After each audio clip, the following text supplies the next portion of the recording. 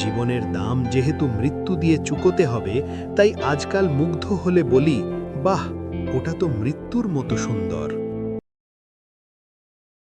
অপরিচিত আগন্তুকের মতো একদিন মৃত্যুর ফেরেশতা সম্মুখে এসে দাঁড়াবে। যে কলকাকলিতে ভরেছিল ঘরদোর, হঠাৎ সেখানে নেমে আসবে কবরের নির্জনতা। রঙিন মখমল স্বপ্নগুলো, তুলির সর্বশেষ আঁচড় যেখানে এখনো দেওয়া বাকি, এক করুণ ধূসরতায় ভরে উঠবে সেসব। যে মুখ না দেখলে ঘুম আসত না, যে চোখের ভাষা না পড়লে মন জুড়াত না, যে শব্দ না শুনলে থামত না বুকের ধুকপুকুনি, কেমন দুঃসহ দুঃস্বপ্নের মতো সেগুলো পর হয়ে যাবে সহসাই। আমি ভুলে যাব জ্যোৎস্না রাতের কথা, উঠোন ভরে থাকা সন্ধ্যামালতী ফুলের কথা, কুয়াশাচ্ছন্ন ভোরের কথা।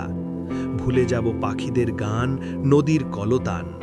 হাড় কাঁপানো শীতের রাতে বরফি বাতাসে যেরকম না না করে কাঁপতে থাকে বাবলা গাছের পাতা, ভীষণ ঝড় বাদলার দিনে অকস্মাৎ মেঘের গর্জনে যেভাবে ধক করে উঠে ছোট্ট কাকছানাটির হৃৎপিণ্ড, আজকাল মৃত্যুর সংবাদে আমারও সেরকম অনুভূতি হয়।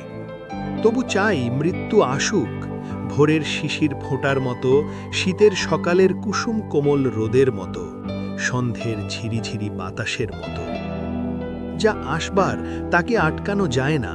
প্রতিটা নতুন জন্মই যেহেতু একটি নতুন মৃত্যুর ইশতেহার, ফলে মৃত্যুকে ভালোবাসাই মানুষের নিয়তি।